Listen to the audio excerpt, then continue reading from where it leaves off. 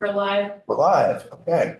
So, joint hearing of the House and Senate Education Committees. We're doing a few things today. Number one, we're picking up, with one witness that we couldn't squeeze in Friday. In sort of some, reflecting on the report of the task force and talking about their priorities and things suggested.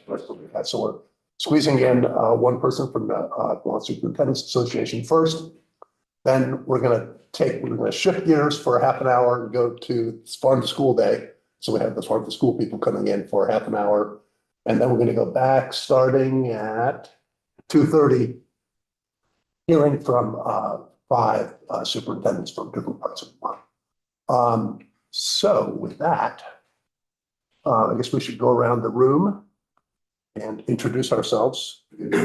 I'm Leland Morgan. I represent Grand Isle County and the western portion of the town of Milton. Mia Carpel, Albany, Craftsbury, Glover, Greensboro. Emily Long, representative of Wyndham 5, Marlboro, Newfane Township.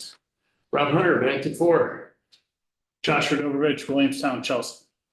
Shanna Brown, Chittenden 1, which is the town of Richmond. Aaron Brady, Chittenden 2, Willis, most of Willis. Chris Taylor, Milton, and a small portion of Georgia. Peter Conlon, in the House, represent Cornwall, Goshen, Leicester, Ripton, and Salisbury.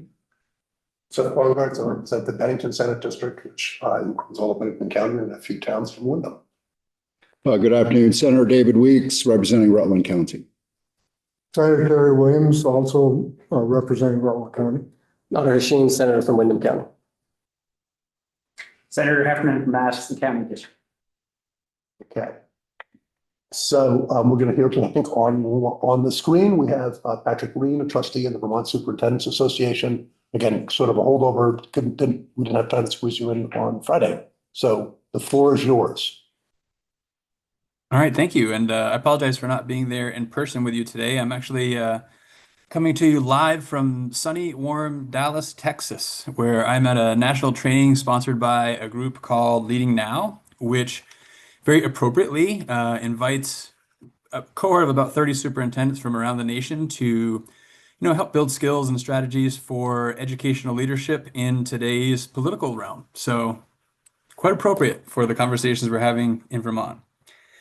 And I'll apologize ahead of time. Occasionally, in my hotel room here, the heating or plumbing system makes some pretty weird noises. So it's not me, it's this room somehow, if you hear anything along those lines.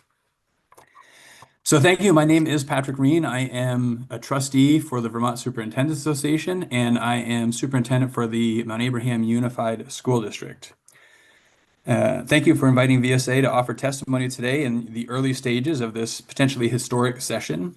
And thank you for your courage to engage in this truly transformative work. I am here today speaking as a trustee for VSA and not in my capacity as superintendent for MAUSD, even though today I will be giving you some examples from my district and my region, simply to help create some context. And while the perspectives that I'm sharing today reflect the vast majority of VSA's membership, superintendents are not unanimous on all of these points. The VSA shares your goals for Act 73 to create a more affordable and equitable education system that increases opportunities for Vermont students. As you continue to work on transforming education in Vermont, we want you to know that we stand ready as willing and able partners. The Vermont Superintendent's Association represents the leaders who manage Vermont's public school systems. Our members oversee instruction, staffing, budgets, transportation, special education, school safety, and community partnerships across every region of the state. Our mission is to ensure every child in Vermont has access to a high-quality education that prepares them for life, work, and citizenship. Our vision is a system that is equitable, coherent, financially responsible, and grounded in community trust. We're eager to lend our skills and knowledge to help you make this transformation as successful and smooth as possible for Vermont students, educators, and taxpayers. We fully recognize the controversy of the work you're engaged in, and the reality that many may agree this work needs to happen, even if they don't want change to happen in the communities they serve. Despite the controversy, we stand with you in this difficult work because we too are driven to do what is best for our students, our teachers, and our taxpayers. And we know we can't get where we need to be by remaining where we are. While there's much work to be done, I would be remiss if I did not acknowledge that there are currently great things happening for students in Vermont. Across Vermont, schools are doing important and innovative work, progress that becomes especially clear when we look beyond the narrow lens of standardized test scores, which we know do not fully capture the critical skills, dispositions, and real-world competencies students need to be truly future-ready. We have communities that have largely been supportive of their schools, even when we've had to make some pretty big asks of them. And we have amazing educators who care deeply about our students and families who work tirelessly to give them the best they can. We owe it to our students, families, and educators to work together to ensure our teachers have the tools and support they need to provide our students the kinds of opportunities they deserve at a cost taxpayers can afford, so that we can keep families in Vermont and maybe even attract more to our great state. As I've said in prior testimony, we can provide a great education for our students. We can have reasonable tax rates for our taxpayers. We can have many small districts and many small schools. Pick two. I believe Act 73 chooses the right two: a great education and responsible tax rates. VSA is here to help ensure Act 73 does this to the best of its abilities. As the legislature considers significant policy decisions, we urge you to keep 5 questions in mind.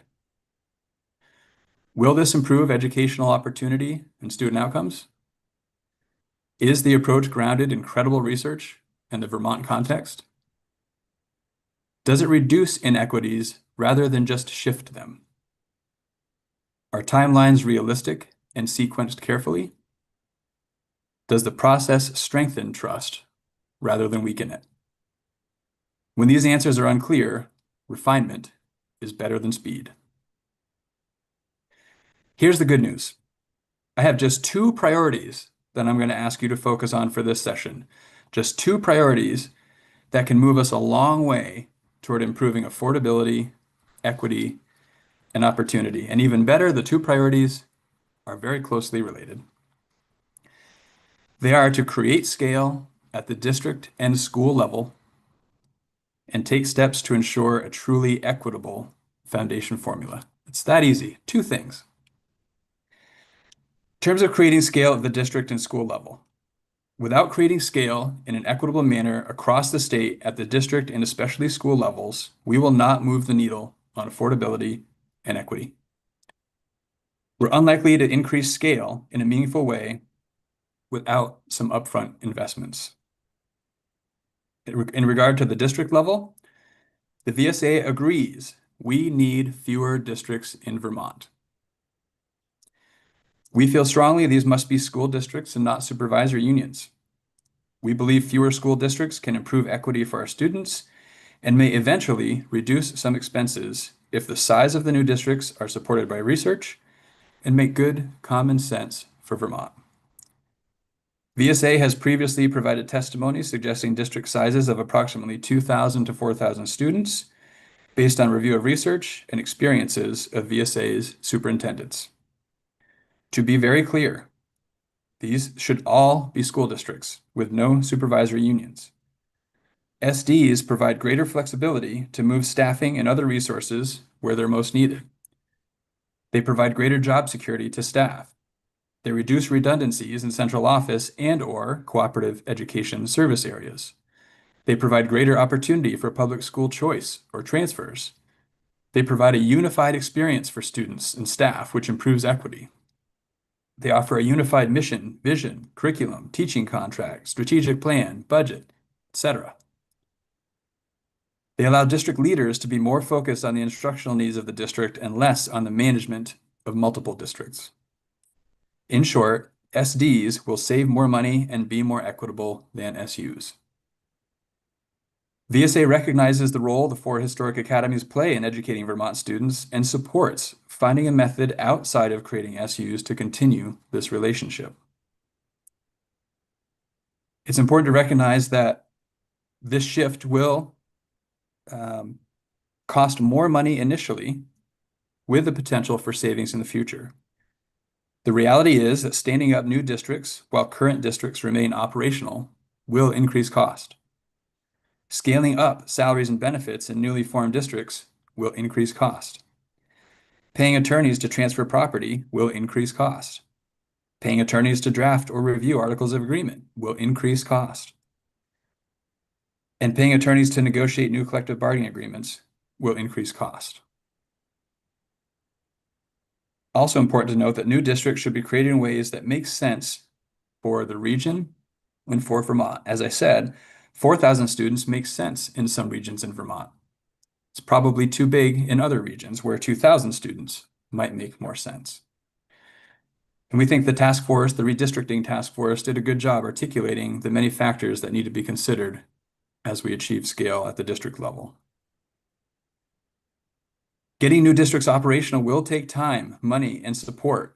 Among other things, once the new districts have been identified, they're going to need to elect a school board, hire a superintendent, hire central office staff, create a new name, establish a new entity as a business, transfer property, transfer debt, negotiate collective bargaining agreements, adopt policies, establish a curriculum, create an assessment plan, build a budget, assign staff, and then begin operations. I was superintendent for ANASU when it became MAUSD. We kept the same 5 towns and the same 6 schools. We effectively changed our name and reduced our number of boards from 7 to 1. It took us 18 months and cost tens of thousands of dollars to start up the new SD while running the old SU. The scale of change contemplated in Act 73 is much greater, and the timeline and cost for the transition should reflect this. At the school level, achieving scale, put plainly, Vermont can't afford to continue to operate the number of schools we have for the number of students we serve. As discussed, there are efficiencies that we could and should realize through district consolidation. Those efficiencies pale in comparison to the efficiencies that can be realized at the school level. As mentioned before in our pick 2 of 3 scenario, when we choose to have many small schools operating at a fraction of their capacity, we're choosing to either allow taxes to increase at a faster rate or provide a reduced quality of education to our students. We know taxes can't keep growing the way they are, so the default action will continue to be to reduce the quality of education for our students. That said, school consolidation must be undertaken thoughtfully, with clear plans that ensure improved opportunity and equity. Abrupt closures without such planning would betray Vermont's values. Scale is necessary at the school level because operating many small schools results in inefficient staffing. This means we employ more staff than we need and can afford. Inefficient staffing also means asking some staff to do more with less, when in reality, we can only do less with less, without changing the way we deliver education. Coupled with the implementation of the foundation formula, more overhead expenses for facilities and inefficient staffing means fewer dollars go directly to students. At the same time, as long as new mandates and social responsibilities continue to be placed upon schools, staffing needs will remain high. Every reduction in funding to our mental health partners and every new piece of legislation that requires someone to report out on or be trained in something adds personnel costs to schools and districts that are not directly related to teaching and learning. With regard to ensuring a truly equitable foundation formula, without seriously addressing our scale issues first, implementing a foundation formula will only shuffle inequities, not address them head on. The VSA agrees implementing a foundation formula in Vermont could be an effective way to increase equity for students, as long as it is done within the context of creating scale and is safeguarded from political expediency. To be very clear, a foundation formula on its own does not provide equitable funding to Vermont students. It provides the same dollar amount per pupil to each district, but districts are not equally structured. Districts that are set up efficiently will deliver more for each student with the same dollars. Districts that are less efficient will deliver less for each student. Equal funding per student per district is not the same as equitable funding for Vermont students. Also important to note that a foundation formula does not save money. It saves money, like cutting a grocery budget saves money when I haven't figured out why food is so expensive. It's simply spending less without addressing the underlying cost drivers. The result is I either starve myself or I'm forced to dig deeper into the pantry. Maybe I'll find enough in there to make a meal, or maybe I'll go hungry. That's a local decision. As it currently exists, Act 73 proposes to restrain spending, cutting the grocery budget, via a foundation formula without significantly addressing inefficiencies that exist at the school level, why food costs so much, and leaves the decision about whether to create efficiency or not up to local communities. This is where you see what you can make from the pantry or go hungry. Put plainly, it avoids doing the hard work at the state level and puts the responsibility on local leaders, elected and otherwise, to do the heavy lifting. In some cases, students will benefit from decisions to create efficiency. In other cases, students will be disadvantaged in favor of keeping what we've always had. A foundation formula should be implemented after efficiencies of scale have been achieved throughout the state at both the district and school levels. If the intent is for the newly formed districts to create efficiencies at the school level, then new districts should be given the authority, time, and guardrails to do this work before a foundation formula is implemented. Otherwise, we're just shuffling inequities. The VSA respects the need to address affordability in a meaningful way in the very near future. However, inserting a cap on spending as proposed in S220 without doing the hard work of creating scale first, while also on the cusp of major overhaul to the education delivery and funding system, risks eroding trust in communities, may interfere with our ability to address inefficiencies, and most importantly, risks harming students. We need to either do the work to reduce costs by creating scale or accept that costs will remain high to keep what we have. Forcing a cap only further hangs local leaders out to dry to solve our state's problems and perpetuates inequities for our students.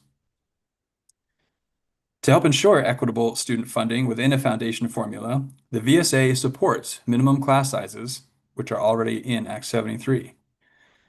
The VSA supports small by necessity requirements. VSA recommends turning to research on school scale and building on the small by necessity work done by the state board. We support establishing staffing ratios. Without equity in staffing levels, we can't equitably deliver foundation formula dollars. We support negotiating a statewide contract for teachers, support staff, and administrators. Without equity in compensation for employees, we can't equitably deliver foundation formula dollars. We support providing construction money to receiving schools that need more space to educate students from a school that is closed. This is part of the upfront cost of creating scale. If we don't invest so school facilities can educate enough students to achieve scale, then we can't equitably deliver foundation formula dollars. And we need to make thoughtful decisions about which schools to operate sooner rather than later, so we aren't investing in school construction projects on schools that may end up closing. We simply can't afford to fix school buildings only to have the work undone or redone when that school is repurposed. We feel strongly that a foundation formula should not incentivize identifying students with disabilities. A foundation formula should also not include a supplemental spending provision unless it is a transition tool.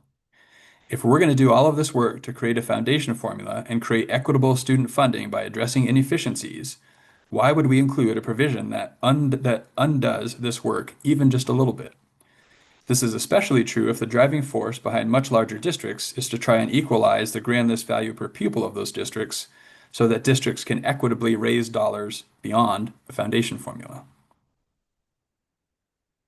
And a foundation formula serves students best in an SD, not an SU. SDs are much more efficient, which improves affordability and opportunity by requiring fewer dollars to operate and directs more of those dollars directly to students. With regard to the work of the School District Redistricting Task Force, The VSA has great appreciation for the time, care, and thoughtful effort the school district redistricting task force dedicated to this important work. Their findings helped illuminate a reality many of us experience on a daily basis, that many of the challenges we face in educating students in Vermont are rooted in our lack of scale. In essence, the task force calls for creating cooperative education service areas, comprehensive high schools, and reducing the number of school districts. The VSA supports all three of these concepts. The task force's exploration of cooperative education service areas is a promising way to address some of the challenges facing Vermont and is a concept worth pursuing. There are ways CESAs would improve the affordability, equity, and opportunity in education in Vermont.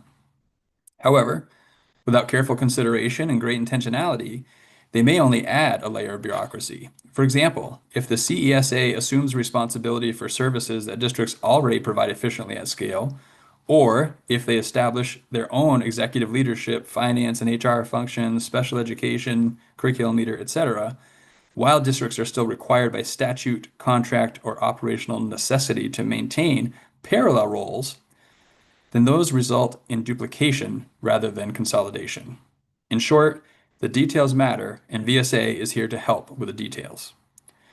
Even if implemented well, CESAs alone will not produce the affordability, equity, or increased opportunity Vermont students and taxpayers deserve. Comprehensive high schools would be an effective way to improve access to CTE programming for Vermont students, which is certainly an area we have room to grow in. Presently, some CTE centers don't have enough capacity for the number of students interested, while other CTE centers have many vacant seats. In some places, students need to travel many miles to access CTE programming, while others walk down the hall in their school to access programming. Moving to regional comprehensive high schools could be an opportunity to address both of these issues and also contribute significantly to achieving scale at the high school level. As I've stated a couple of times, the VSA agrees we need fewer school districts in Vermont. We feel strongly these should be school districts and not supervisory unions. Their size should be supported by research and what makes sense for Vermont. And as I've said, the VSA has recommended sizes of approximately 2,000 to 4,000 students. Mr. Minna, sorry to interrupt, but we're short on time. I'm just about done. Oh, okay, good. The task force recommends we achieve this through voluntary mergers. While we agree that a thoughtful approach to school district consolidation that accounts for anticipated future enrollment is important, we're less confident that a voluntary process will achieve the reductions needed. Leaning on my own experience, communities seem to have little appetite for taking action to reduce school districts. 8 years ago, Addison County superintendents advocated to the Secretary of Education to reduce our then 3 school districts, 4 if we were to count our independent CTE center, down to 1 for all of the reasons we're talking about reducing districts today. We did not receive support for this. Several years later, 2 of those same 3 districts, MAUSD and Addison Northwest, spent 18 months engaged in a merger study process and got so far as to hold a vote on a merger in our 2 communities. That vote failed by a very wide margin. Soon after, one of the 5 towns in my district successfully withdrew and is now their own district. A second town followed suit and voted to withdraw, only to be denied by one of the other member towns. Last week, individuals in that town once again began actively generating interest in another attempt to withdraw from MAUSD in response to conversations the MAUSD board is currently having that involve the possibility of closing schools. This seems like an indication that despite clear signals from the governor's office and legislative leadership that we need to reduce school districts in schools, some communities are willing to increase school districts if it helps ensure they get to keep their town school. In my 10 years as superintendent in Addison County, despite multiple attempts by superintendents and some boards to reduce the number of districts, we've increased from 4 districts to 5, counting the CTE district, and very nearly 6, all while losing hundreds of students. We now have 5, possibly moving towards 6 school districts, and serve a little over 4,000 students. I share this with you as an example of the very real political dynamic playing out in communities that caused me and many fellow superintendents to question if voluntary mergers will get the job done. Of everything I've shared with you today, I hope you take this message away, that the VSA shares your goals for Act 73 to create a more affordable and equitable education system that increases opportunities for Vermont students. We want you to know we stand ready as a willing and able partner who brings the experience, expertise, and knowledge to help make this transformation as successful and smooth as possible for Vermont students, educators, and taxpayers. Thank you for your time, and we look forward to partnering with you. Thank you. And incidentally, I don't think we have your testimony in writing, so if you could send it in within the next couple of days, that would be great. Certainly. Okay. Questions? I wouldn't mind. I know we're very short on time, and I apologize, Patrick. And as you kept testifying, you kept answering my question that I had on my mind, and then I moved on to the next one, then you'd answer that. And I appreciate the thought put into that voluntary mergers, especially based on your own experience, probably don't get the job done. And so, you know, that was kind of a hallmark of Act 73 as it passed. It's what I'm hearing from your testimony is that some of the stumbling blocks for the VSA with it were the $4,000 to $8,000 student guidance. Could you speak to some of the other parts of that bill that may have changed throughout its process? Sort of to the negative or to the positive? Boy, you said you're short on time, right? So Yeah. I think you Definitely. actually covered a fair bit of it in your testimony. I'll just reread that, but go ahead. Yeah, I guess what I would say to that is the points that are most pressing, that we think are most influential to focus on right now, are the ones that I covered in this testimony. There are many other things that we could speak to, and in the interest of focus on the parts that would move the system forward in the most important ways, these were the ones that we thought made sense to focus on for right now. As you talk about sort of like voluntary, well, here's one of the things I struggle with, and that is, you know, if we're going to get more efficient at the school building level, and we leave it up to community boards to do, it's very hard to do. On the other hand, I'm not sure the level of trust people would have if that becomes a state level decision-making. I personally see sort of a larger school district and a larger school district board probably the best place for that decision-making power. But even then, it's going to be pretty hard. Do you have some thoughts on sort of how we sort of can either build the trust or make things happen in an efficient way so we can get to where we need to be? Yeah, I gathered this testimony and with an assumption to an extent that the expectation is that these newly formed districts would be the ones that would tackle that. And I think there are advantages to doing that. It may be difficult to imagine a scenario in the near future where trust at the state level, like with some sort of a school closure task force, can be realized. So probably the next best thing would be these newly formed districts, where I think there's support needed to make that happen, because I agree with you, it will still be really, really challenging. I think that's where we wanted to kind of emphasize leaning into the small by necessity work being done by the State Board of Education. I think creating really clear guardrails for when it should happen and when it shouldn't happen, so that new districts that are formed have something really strong to lean into, and then making sure that the articles of agreement give the board the authority to take that action, are really critical pieces to helping move that work forward. Thank you. And just to be clear, how do you see the new districts being formed? That is a wonderful question. I don't have great clarity in that, and we don't have a position as a VSA on that at this point, except to say that we feel that we bring a great deal of expertise to that conversation, and we would like to partner with whomever is going to be tackling that really, really challenging work. It seems important for that to happen as a necessary step for many other pieces of Act 73 and the kinds of scale we need to create. And I can't think of a group better positioned than VSA to support those efforts. Okay, thank you. So nobody leave their seats. We're gonna do a quick switch. We're gonna take a break at, some people know this, a break at 2:15 for 15 minutes. So we're now gonna switch. Thank you. We're now gonna Thank you for switch the time. to our farm to school half hour. We have our people in the room, or are they out in the hall? They're mostly in the room.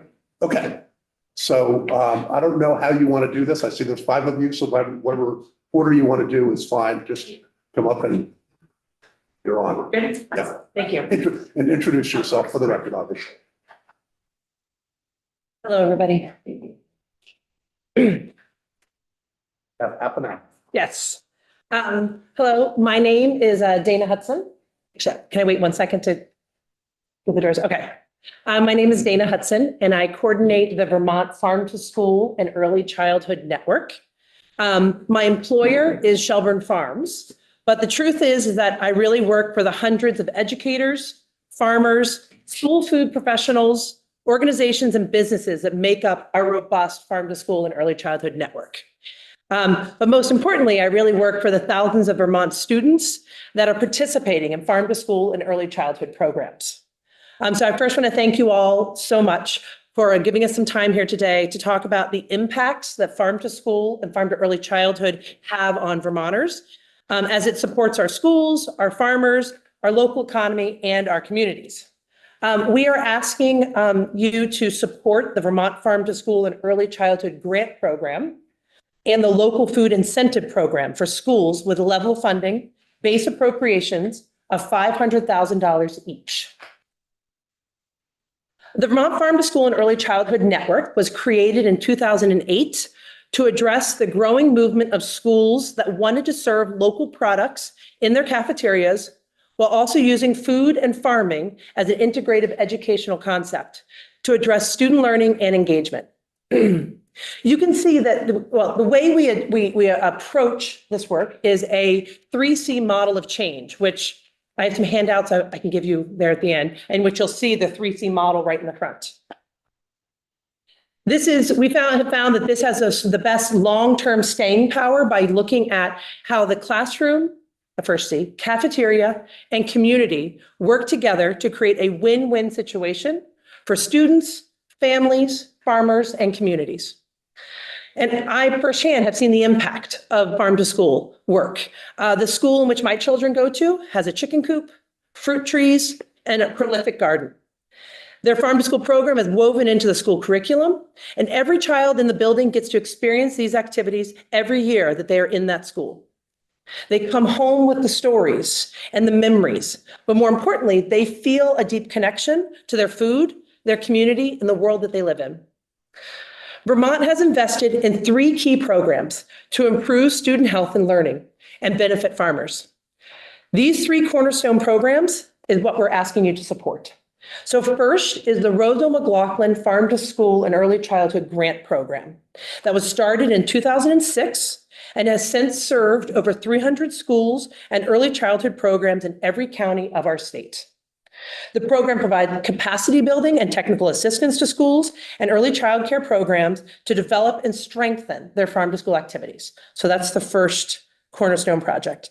The second one is a local food incentive program that supports increased local purchasing so that more of the $25 million that schools spend on food every year is staying here in Vermont, staying in the Vermont economy, and staying with Vermont farmers. In the past 10 years, we've gone from 5% of the budgets of schools going towards local food, this is an average statewide, to we are now at 14% is staying here in Vermont. So in 10 years, we've seen almost 10% growth. And that's coming from over 150 farms across the state that sell to schools and early childcare programs. The third cornerstone project is Universal School Meals. This ensures equitable access to the school meal programs for every student in every zip code of our state. Since for many of these students, half of their daily calories come from school meals. So if you look over a week, half the calories they consume in a week come from their school meals. We know it's essential for student health, for their learning, and for their success to have access to nourishing meals. Today, you'll hear directly from an early childhood educator who's supposed to join us in Zoom, so hopefully she's here, a student, a superintendent, and a school food professional on how Farm to School is making a difference in their work. We are looking for your support on the level-based funding for both the local food incentive program and the Farm to School grant program, each at $500,000. These programs make a huge difference in the ability of schools to buy their food from their Vermont farmers and engage their students in understanding where food comes from. And the programs work together to support Vermont families, Vermont farmers, and Vermont children. I'm happy to take a few questions if you want to do now, as well as I'm excited to have the other speakers join as well. Why don't we go through the speakers and Okay. then back up? That sounds great. Make sure everybody gets their chance. Sounds good. Thank you all very much. And is it okay if I pass these out just real quick? So I'll leave them here for you, Jake. This explains the model of the 3 Cs and the classroom cafeteria component and the return on the investment, what we're actually seeing based on the investments of these programs, what results we're actually seeing. Thank you. And then, Stay with us and then. yeah, I'm afraid, I don't know how do I find out if the person's on the Zoom who's going to be joining us? Allison Greaves. She's a Bennington early childhood. I haven't joined yet. Okay. Then we'll go to the next speaker if that's okay. So I'm going to invite Julia Wolf, 11th grader from Harwood High School, to join.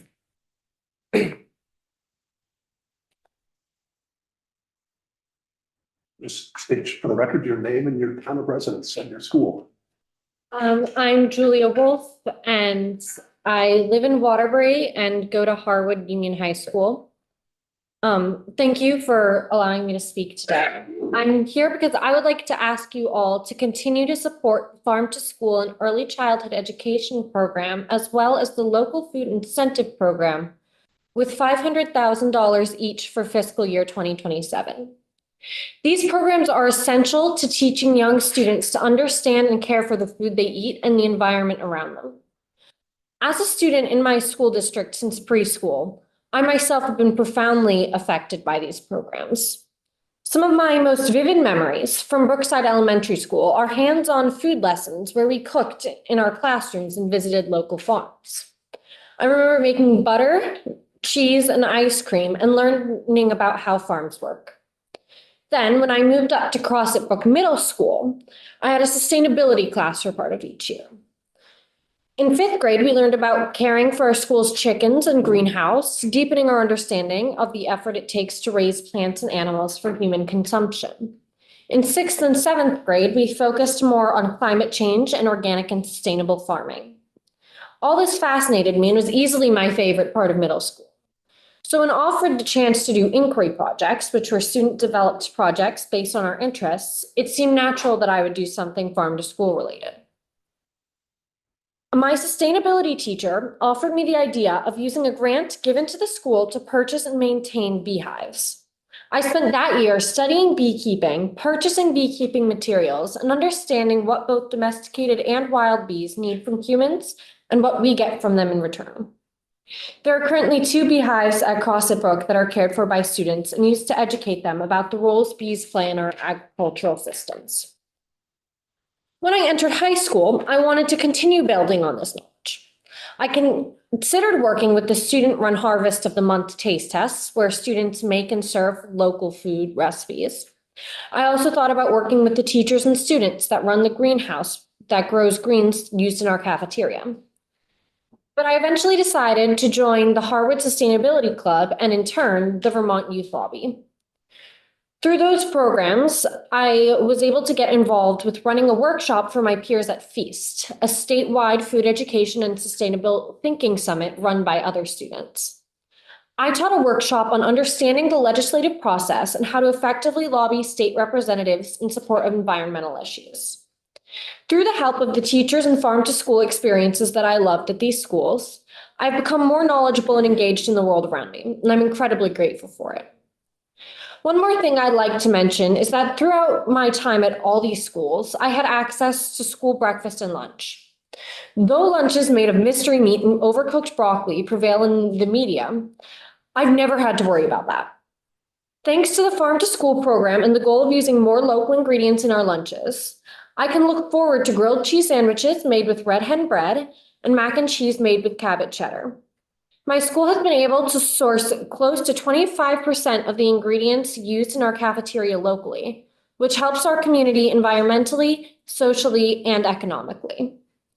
So with that, I ask you to support the continued base funding of $500,000 each to the Vermont Farm to School and Early Childhood Grant Program and the local food incentive program. Thank you for allowing me to share my story. Thank you. Thank you. We'll hold the questions. Maybe just go sit over there in case we want to ask you a question after and see if we might immediately be available. But thank you. Thank you.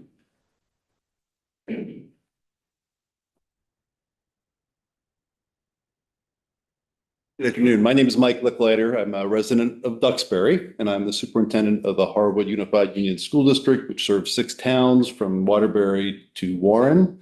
And I do, Mr. Chairman, have to object to being placed after my student. This has happened before, and it has always caused issues for me because I don't think I need to talk anymore.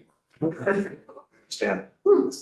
But I will share that probably one of my favorite stories, not just about farm to school, but in general in my school district, occurred at Brookside Primary School, which is in Waterbury.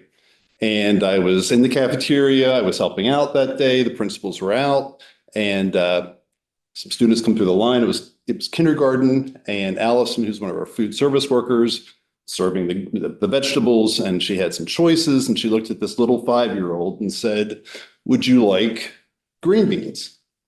And the little girl looked at her and said, "Are they fresh or frozen?" To me, that tells the entire story about farm to school. That doesn't happen by chance. That happens through education. That happens through students learning the difference between good foods and not having good foods in school is a serious concern in our country. And it also kind of illustrated to me the value, having moved to Vermont 4 years ago, of our farm to school program in the state, because it is, in my opinion, next to none. As a person who visited Vermont over 30 years ago with my family, I was impressed by the fact that we placed an emphasis on buy local. I think, I don't know the statistics, but I'm sure far before most states in the United States. But with that, I would ask your support, as has been mentioned before, for continuing the program level funded. As a superintendent, I am keenly aware of the challenges, the fiscal challenges that not only I face, but more importantly, that you face as a state. I said to Chair Conlon before the hearing that I'm very happy to be testifying on food and not Act 73 today. But our school, as Julia so eloquently mentioned, receives about 25% of our local food from local producers, which speaks to the interconnectedness of our state, of our community, and the importance of farm to school. We have intentionally, in our food service, when I say we, our food service director has worked very hard to increase that percentage, that we're near 25%. So that equates to about $37,000 a year. So one of the reasons fiscally that I asked you to level fund that out of the general fund is because there is a direct result. If those funds disappear, we make the very difficult choice of how to make that up. And we have wonderful producers, local producers in Vermont, Misty Knoll Farms for chicken, as well as a lot of the ones that Julia mentioned as well, and Red Hen being one of them with Randy George and the wonderful work they've done there as well. So we are not only supporting and helping our students, we're also supporting our local businesses. And I say this also from perspective, prior to being superintendent here, I was a superintendent in Lancaster County, Pennsylvania, which is referred to as the Garden Spot of America by many. And despite the abundance in agriculture, despite the fact that the school where my central office was located was surrounded by farms, we did not bring farm food, local food, into our schools. It was less expensive to do so. So we relied on more processed foods, frozen foods, foods that were not local, and quite frankly, foods that were not as healthy. So that's why I encourage you to continue level funding the program. It has a direct benefit, not only from a health perspective on our students, but as you've heard from Julia, it has a benefit educationally. And I think that's one of the things that makes our state exceptional and unique. So I thank you for your consideration. Thank you. Yeah, Ian? Yeah. Okay. Yeah, maybe stay right in the front row in case we want to call you back.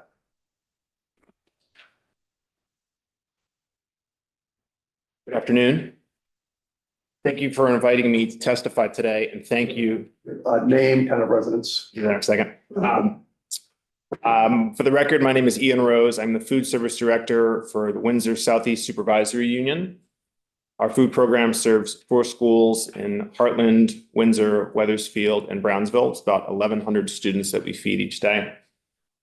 I'm here today to ask that you please support the Farm to School and Early Childhood Program and the local food incentive with a level funding base appropriation of $500,000 each for fiscal year 2027, and also to continue funding universal school meals through the Education Fund. These 2 programs together ensure that all children receive high-quality meals at school and that we are supporting our agricultural families and businesses across the state. I grew up just outside of Boston and have been working in food service for the last 30 years.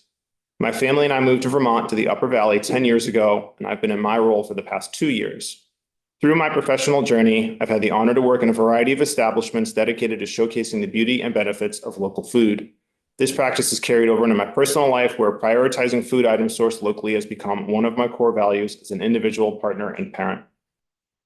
The mission of our food team is to source products and craft menus that help put our students' minds and bodies in a position to learn and grow as best as possible. In each of our kitchens, we emphasize scratch cooking, minimal processing, unrefined sugars, local meat, and lots of fresh fruits and vegetables. We are always looking for ways to improve the overall quality of our ingredients. Coming into my role as food service director, I wanted to make sure the value of local foods, the value which I hold dearly, was not lost amidst the financial challenges and realities of a school meals program. As a parent of 2 school-aged children, I was aware of the Universal Meals Program. I was not aware, however, of the Farm to School and Early Childhood Program and the local food incentive and the benefit they bring to Vermont students. Without these programs, we would not have the resources to provide the local food items which enhance our students' experience each and every day. Currently, I am taking part in the Farm to School Leadership Academy. This program was designed to bring together leaders from all over the country who are committed to transforming food systems in schools. Coming out of our recent gathering, I felt a tremendous amount of gratitude for the policies, systems, and values we have here in Vermont, values which are not universal across the entirety of our country. It is one thing to have farms producing beautiful food all around you. It is a whole different thing having systems in place to help those products find a way into our schools. The Farm to School and Early Childhood Program helps schools to create the structures and build the partnerships we need to be able to bring farm fresh food into our schools and early childhood programs and offer it to our students on a daily basis. These programs are the physical demonstration of good policy and practice. I want to share some words which are not my own, but rather are those of our parents, staff, and community members. Their connection to the Farm to School and Early Childhood programs exists on a deeply personal level, and they experience the direct impact every day. This first passage is from one of our parents. I am so grateful that our school supports our local farms and producers. Not only is it important for our local economy, but it instills a value of appreciation in our students for the benefits of locally sourced food, reducing negative impacts on the environment, transparency in what is used to grow our food, not to mention freshness and a lifelong habit for seasonally based produce. I feel a sense of pride as a community member in this value that our school system upholds, and I can see that same sense of pride come through in the preparation of meals by our incredible food service team. My kids are happy and appreciative of the meals they get at school, and I have peace of mind about what they are receiving. This is something that matters to our economy, our community, our environment, and the lifelong health and habits of our kids. This next comment is from one of our office administrators at the Windsor High School. As someone who sits in clear view of our fresh fruit and veggie station, I can attest that there is a steady stream of students throughout the day of all grade levels coming daily to take advantage of this wonderful program. It is really great to see many of them get excited about what fresh fruits and veggies we have each day. This is such a valuable program, providing healthy snack options to so many students, some of whom don't have access to these items at home or have never been introduced to them. We are not only providing healthy food options, we are also expanding the variety of food in which students are consuming. Hopefully, these healthy habits will continue at home and as students grow and make healthy food choices for themselves. Honestly, there aren't enough positive things I can say about this program. And this last comment is from another of our parents. My son Truman is autistic and non-speaking, and fresh fruits and vegetables are one of the ways he most consistently says yes to the world. For Truman, food is communication and connection. When his school offers fresh local produce every day, he's not on the margins of the lunchroom. He's participating in a shared community practice with food grown in the same Vermont soil we all call home.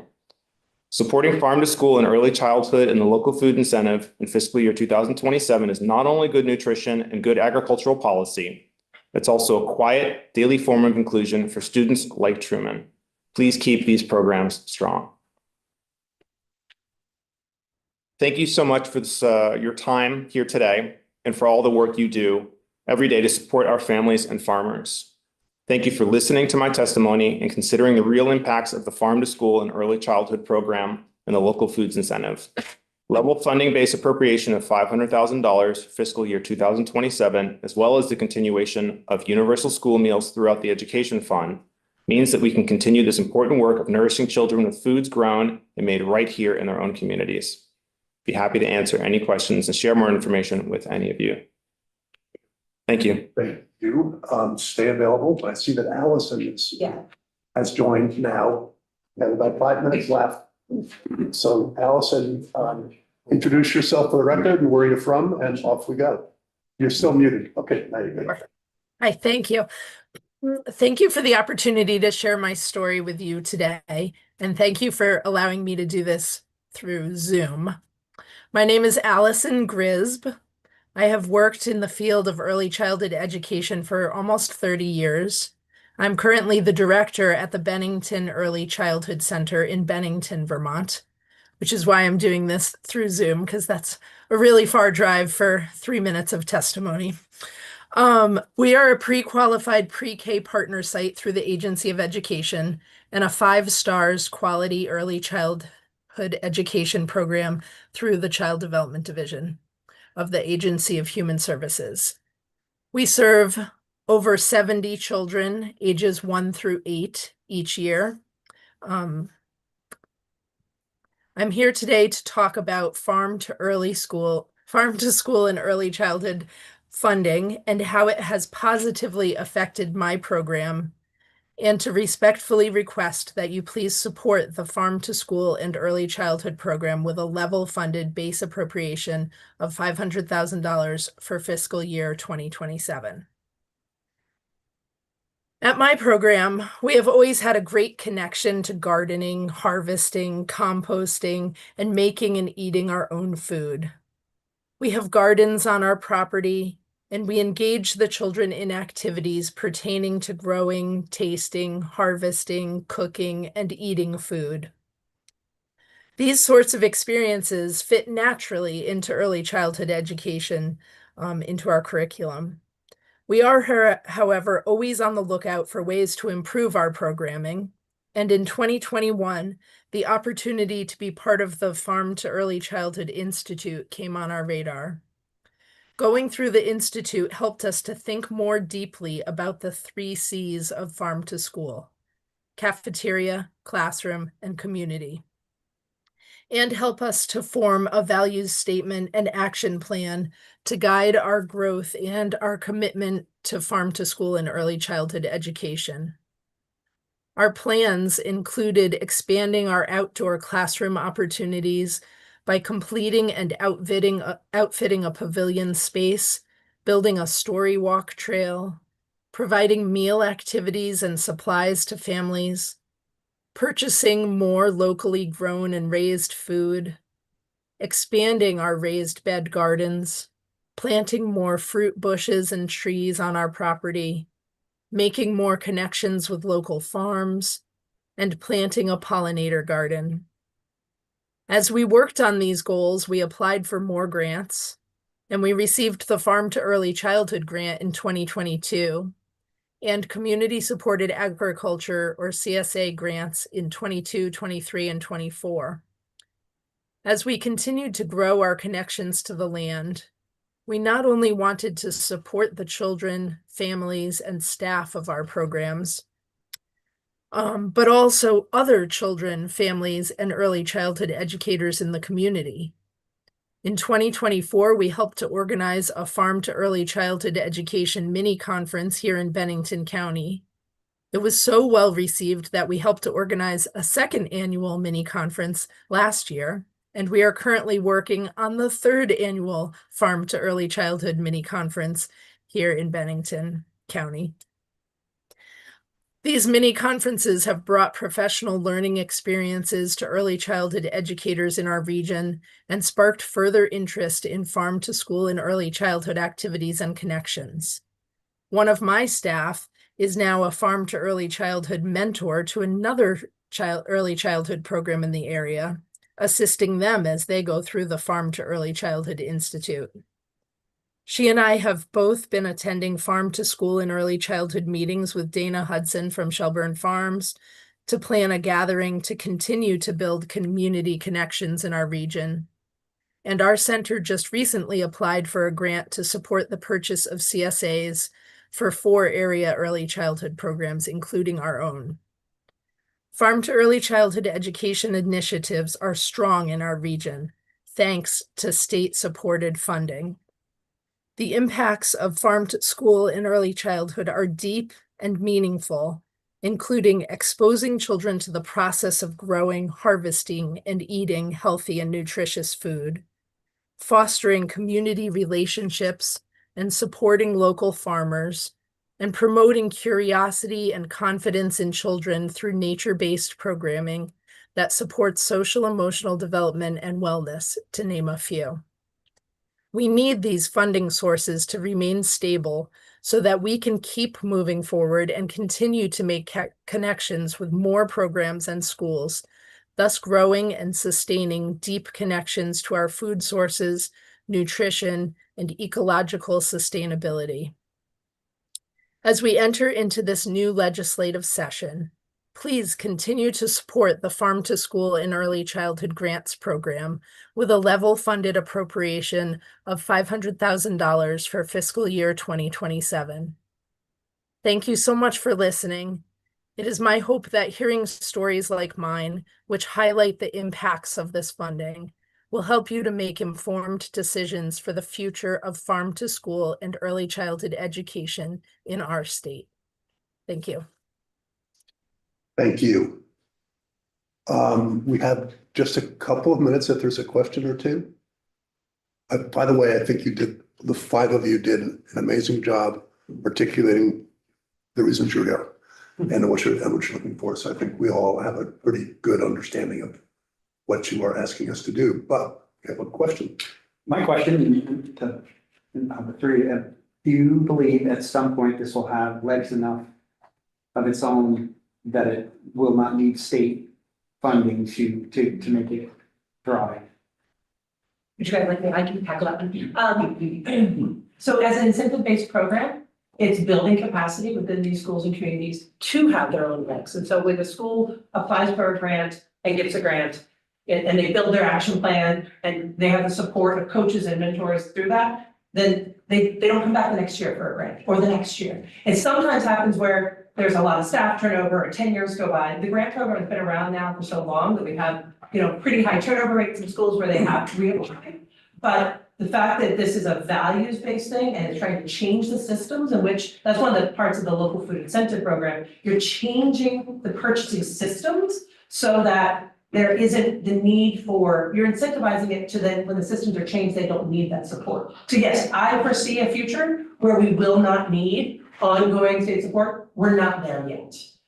We are still at this point of transition. There's a statewide goal of 30% local by 2030. That's not just in schools, that's sort of foods, all the food system, farm to plate work statewide. And I'm proud of the fact that schools are now as an average at 14%, but we still have some work to get there. So yes, but not yet. And I'm a supporter of it. Yeah, that's okay. I hope that, So, a huge part of my job is procurement, right? So I'm on the front line of choosing how that works. There are things that can get done at the legislative level that assist us. And looking at something specifically like hyper processed items, we've made decisions to move away from those and spend that money on like heirloom apples, for example. I don't think I have to educate any of you on the value of one versus the other. Other states, California being one, have at the state level made laws that prevent those products from finding access, the type of products, processed products, finding access into the schools. In my position, it makes the work a lot easier because what we run into sometimes is just physically having access to those products. The hyper processed stuff is less expensive. It's, kids will gravitate towards it. It's designed to do that. Putting laws into place that minimize or remove those as a product that's viable for us forces the vendors, the sort of higher up tier, to make decisions to remove those products and replace them with something that falls more in line with what we're talking about here. When that happens, we open up competition and that price naturally comes down for us. A lot of these things are either sort of niche or niche adjacent products, meaning that they're still expensive and they're premium because there's not a lot of competition on them. So, thank you. One quick question, quick answer. Okay, quick question. So I felt bad for Ian, given Julia's comment about mystery meat and overcooked broccoli, but so be it. Question for Dana. You mentioned ROI, return on investment, in your brochure. Can you articulate what the kind of hard and fast ROI? That's not a simple answer. I'll be as succinct as I can. The fact that the local food incentive program, let's pick on that one for a second, because there's so many pieces of universal school meals, the grant program, the CSA program, there's just a lot there. And so a 1 minute answer is not fully possible. But just the local food incentive program, by creating the incentives that then if you reach 15%, 20%, 25%, as Ian said, you're changing the way you're setting up your systems, your procurement patterns, that we now have of the $25 million that is part of is what is spent on school meals right now a year. We're at $3.5 million that is coming out of the school meal budgets. That's what that percentage is. And so that we're not spending $3.5 million on the local food incentive program. You're incentivizing it. So you're seeing this amazing return of the budgets being shifted to purchase of local products. The other aspect of, and UVM has done a great research study about that every dollar that's spent, you get another 60 cents return on that. So for every dollar spent on this, we're seeing at least 1.6 within the economy returning back. So they're in that materials, it cites that research if you want to dig deeper to it. So we see a lot of returns in the educational components, in the economy components, the farmers that are so proud and happy to be selling to the schools. So there's monetary return, there's social return, and I'll stop talking because that's as short as I can be with that answer. Thank you. Should we still take 15? There are maybe 10. Okay. Thank you for coming. We're going to take a break, go offline, and come back at